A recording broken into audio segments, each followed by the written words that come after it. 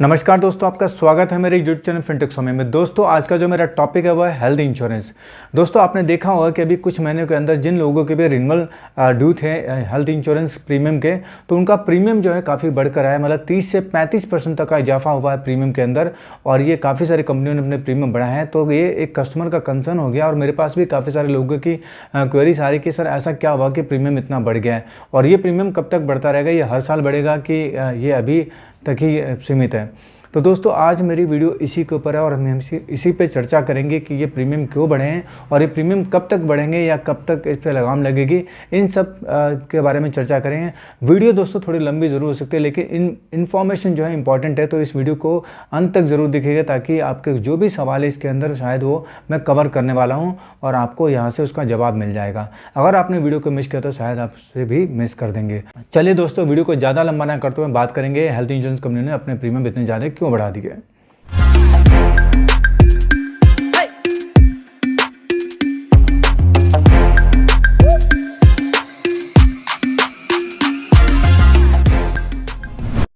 दोस्तों health insurance की अगर हम बात करें तो सबसे पहला कंसर्न तो यहाँ पे यही आता है कि क्या जो हमारा पॉलिसी हमने जो ली है उसका प्रीमियम किस किस केस में बढ़ता है।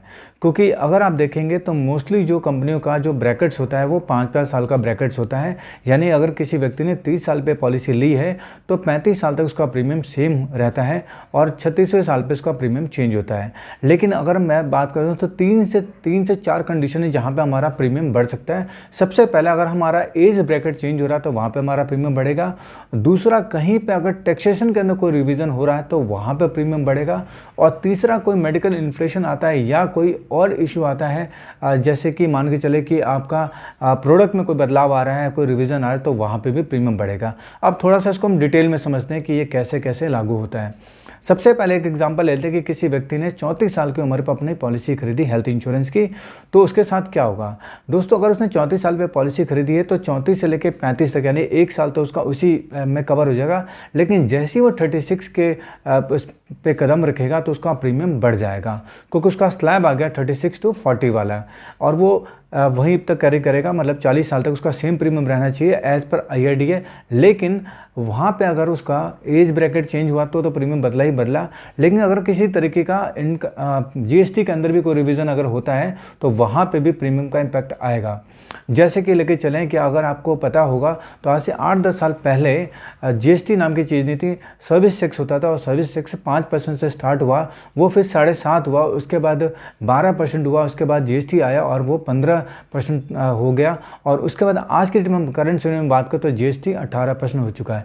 यानी आपके प्रीमियम के ऊपर 18% का GST का भी इम्पैक्ट आता है, और सरकार इसमें कोई रिवीजन करती है, अगर GST कम करती है तो आपका प्रीमियम भी कम हो जाएगा, क्योंकि GST का इम्पैक्ट कम हो जाएगा। और सरकार अगर GST में कोई रिवीजन करती है, GST का परसेंटेज बढ़ा करती है, तो आपका प्रीमियम भी शायद बढ़ावा दिखेगा।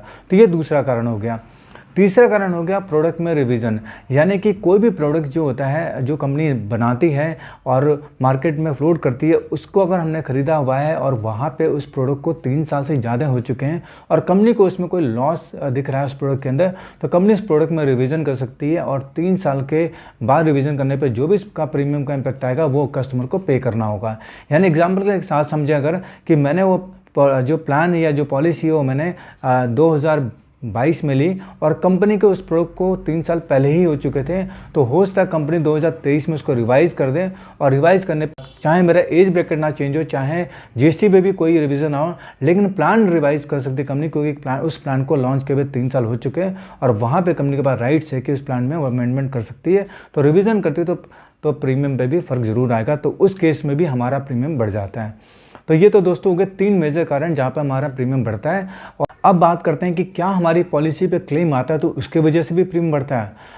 दोस्तों क्लेम की वजह से प्रीमियम जरूर बढ़ता है, लेकिन आपकी पॉलिसी पे कोई क्लेम है इसके वजह से आपका प्रीमियम बढ़ेगा, इसकी कोई ऐसा बेस नहीं है। क्योंकि अगर हम बात करें आज से 8 से 10 साल पहले जो पुरानी कंपनियां थीं, यानी कि हम जैसे बात करें POC कंपनियों की बात कर लें, जैसे नेशनल इंश्योरेंस या यूनाइटेड इंडिया या इफ्को टोकी की बात करें, तो ये जो कंपनियाँ थी पहले क्या करती थी, किसी कस्टमर का कोई अगर क्लेम आया किसी डिजीज़ को लेकर करके, तो वो उस पर एक तरह से क्लेम का लोडिंग लगा देती थी और कुछ एक्सक्लूजन भी लगा देती थी कि इस बीमारी को हम इससे ज़्यादा कवर नहीं करेंगे इतने अमाउंट से ज़्यादा।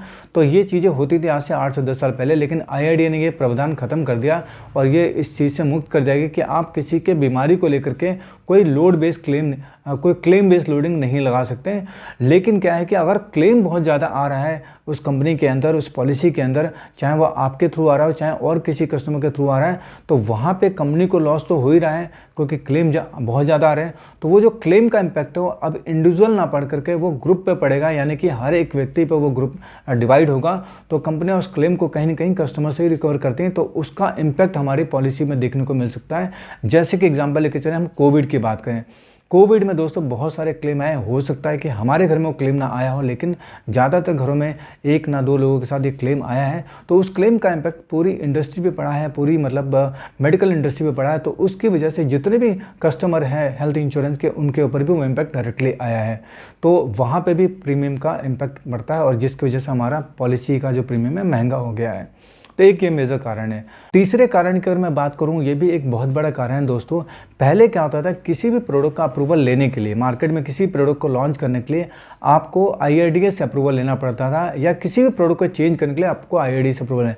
जैसे कि मैंने पीछे बताया कि कोई भी प्रोडक्ट अगर किसी कंपनी ने लॉन्च कर रखा है तो 3 साल से पहले उसके अंदर कोई भी अमेंडमेंट नहीं कर सकती, चाहे उस प्रोडक्ट से उसको लॉस ही क्यों ना हो रहा। लेकिन IRDAI ने पिछले 2 साल में कुछ रिलैक्सेशन दे दी है कंपनियों को, जहाँ पे कंपनियों को एक छूट मिल गई है कि अगर उनके प्रोडक्ट में कोई ऐसी दिक्कत दिख रही है या कोई मेडिकल इन्फ्लेशन का इम्पैक्ट आ रहा है उनकी कंपनी के ऊपर, तो वो प्रीमियम को रिवाइज कर सकते हैं। और इसके लिए IRDAI के अप्रूवल की जरूरत नहीं है, वो अपने इंटरनल कमेटी के थ्रू ही एक कमेटी बना दी गई है जिसके पास जाकर ये प्रपोजल रख करके इसमें चेंजेस करा सकते हैं। तो एक थोड़ा सा आसान रूल हो गया है कंपनियों को अमेंडमेंट करने के लिए, जिसकी वजह से प्लान जल्द से जल्द प्लान को चेंज करना बड़ा आसान होता है, जिसकी वजह से कस्टमर पे इसका प्रीमियम का इम्पैक्ट आता है और कुछ बेनिफिट भी एड ऑन होते हैं, लेकिन फिर भी प्रीमियम का इम्पैक्ट तो आता ही है। चौथे पॉइंट की अगर मैं बात करूंगा, और एक बहुत बड़ा पॉइंट है दोस्तों, ये बहुत ही सोचने वाले पॉइंट है। अगर आप देखेंगे तो हॉस्पिटल की जो कॉस्ट ऑफ हॉस्पिटलाइजेशन वो बढ़ चुकी है। यानी कि अगर हम आज के डेट में हॉस्पिटल को देखें तो हॉस्पिटल वो कम, होटल ज़्यादा लगते हैं दोस्तों। वो लग्जरी हो चुका हॉस्पिटल। तो दोस्तों जाहिर सी बात है, कोई चीज़ अगर लग्जरी है और उसकी बेनिफिट किसी ने कस्टमर ने लेना है तो उसकी जो सर्विसेज के जो चार्जेस वो कस्टमर ही बेयर करेगा। यानी हॉस्पिटल जो है वो पेशेंट के लिए बना है और हॉस्पिटल लग्जरी है, तो जाहिर सी बात है जो पेशेंट वहाँ पे एडमिट होगा, कंपनियाँ या वो जो हॉस्पिटल ग्रुप जो है वो अपना जो फैसिलिटी के जो चार्जेस है वो कस्टमर से ही रिकवर करेंगे, यानी कि पेशेंट से ही रिकवर करेंगे। तो ये एक बहुत बड़ा इम्पैक्ट है, क्योंकि आप देखेंगे पिछले 8-10 सालों में हॉस्पिटलाइजेशन और हॉस्पिटल की जो कॉस्ट है वो बढ़ गई है। रूम रेंट काफ़ी हाइक हो चुके हैं आज की डेट में। पहले 3 से 5 हज़ार का रूम रेंट मिल जाता था किसी हॉस्पिटल में, आज के डेट में 9 से 10 हज़ार का मिनिमम रूम रेंट हो गया है। तो किसी छोटे मोटे हॉस्पिटल में भी जाते हैं तो 5-10 हज़ार का रूम रेंट होना कोई बड़ी बात नहीं है। और किसी छोटे मोटे बीमारी के लिए भी अगर हॉस्पिटल में एडमिट होते हैं तो 50 से 1 लाख रुपए का बिल बनना भी कोई बड़ी बात नहीं है।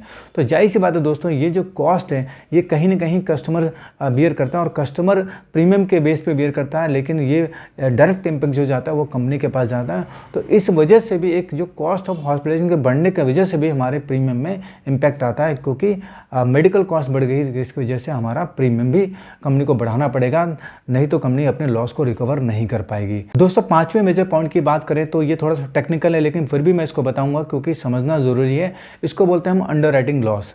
इंश्योरेंस के लैंग्वेज में इसको अंडरराइटिंग लॉस बोलते हैं। दोस्तों जब भी कोई प्रोडक्ट मार्केट में फ्लोट होता है और कस्टमर जब इसको लेते हैं और उसकी सर्विसेज को जब यूज़ करते हैं तो कंपनी एक आकलन करती है कि हमने प्रोडक्ट को बेचने में कितने पैसे खर्च किए या हमें प्रोडक्ट बेच के कितने पैसे मिले। यानी हम बात कर रहे हैं प्रीमियम की, यानी कि इस प्रोडक्ट को बेचने पर कितना प्रीमियम कलेक्ट हुआ और उस प्रोडक्ट के बदले में कितना क्लेम दिया गया। अगर वहाँ पर क्लेम का रेशो ज़्यादा है प्रीमियम कलेक्शन से, तो जाहिर सी बात है कंपनी को अंडरराइटिंग लॉस हो रहा है। तो ये एक लॉस जो है ये भी एक मेजर इम्पैक्ट डालता है हमारे प्रीमियम के ऊपर। तो दोस्तों ये जो 5 मेजर पॉइंट थे जो मैंने आपको डिटेल में समझाने की कोशिश की, इस वजह से आपके प्रीमियम इम्पैक्ट आता है। लेकिन दोस्तों एक और चीज़ आपको मैं रिमार्क में डालना चाहूँगा कि अगर आपका प्रीमियम बढ़ा हुआ है तो सिर्फ बढ़े हुए प्रीमियम की वजह से अपनी पॉलिसी को पोर्ट मत कीजिएगा। पोर्ट करने से पहले पोर्टेबिलिटी की सारी चीज़ें समझ लीजिएगा। और पोर्टेबिलिटी के ऊपर मैंने एक वीडियो बना रखी है कि पॉलिसी को पोर्ट करने के लिए क्या क्या करना है आपको, तो मैं डिस्क्रिप्शन में उसका लिंक भी डाल दूंगा, आप उसको पहले देख लीजिएगा। उसको समझने के बाद आप डिसीजन लीजिएगा पोर्ट करना है कि नहीं करना है। और अगर आपको कंपनी में कोई दिक्कत आ रही है प्रोडक्ट को लेकर, सर्विसेज को लेकर, तो आप जरूर पोर्ट जरूर करें, लेकिन पोर्टेबिलिटी करने से पहले अपनी पुरानी कंडीशंस को जरूर पढ़ लीजिएगा जो पुरानी पॉलिसीज़ के साथ हैं, और जिस कंपनी के साथ पोर्ट करें वो भी देख लीजिएगा। लेकिन मैं आपको यहाँ पे एक रिमार्क करना चाहूँगा कि पोर्टेबिलिटी तभी करें जब आप कंपनी के प्रोडक्ट से नाखुश हैं या सर्विसेज उसको अच्छी नहीं मिल रही हैं, क्योंकि पोर्टेबिलिटी में काफ़ी सारे इश्यूज आते हैं जब क्लेम आती हैं। तो ये भी आपने ध्यान रखना है। तो दोस्तों उम्मीद करता हूँ ये इन्फॉर्मेशन आपके काम के लगी होगी, और दोस्तों काम के लगी तो इस वीडियो को लाइक और शेयर जरूर कीजिएगा दोस्तों, और चैनल को सब्सक्राइब करना मत भूलिएगा दोस्तों, क्योंकि चैनल को सब्सक्राइब करते हो तो जो भी लेटेस्ट अपडेट्स आते हैं वो आपको जल्द से जल्द आपको मिल जाते हैं। तो दोस्तों इस वीडियो को देखने के लिए आप सभी लोगों का बहुत बहुत धन्यवाद। मिलेंगे किसी अगले वीडियो में अगले टॉपिक के साथ, तब तक के लिए नमस्कार, जय हिंद, जय भारत।